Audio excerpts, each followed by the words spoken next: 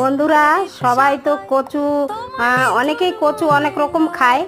আর আজকে আমি একটু কচু দিয়ে ইলিশ মাছ দিয়ে করব। বাড়ির মানুষ আজকে বলছে ইলিশ মাছ দিয়ে কচু করবা। তার জন্য দেখো কচুগুলো সেদ্ধ করতে বসিয়ে দিয়েছিলাম, তারপরে ছুলে নিলাম। এখন ইলিশ মাছগুলো ভেজে নেব লবণ হলুদ দিয়ে।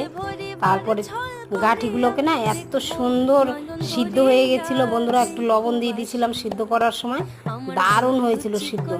আর দেখো মাছগুলো এখন লাল লাল করে ভেজে নিয়েছি। তারপরে একটু তেল দিয়ে দিলাম, তেলের মধ্যে দিয়ে দিলাম রাঁধুনি দিয়ে কচুগুলো দিয়ে, কচুর মধ্যে হলুদ দিয়ে দিব, লবণ দিয়ে দিব, আর কাঁচা লঙ্কা চিরা। এমনি মশলা, কোনো মশলাই দিব না।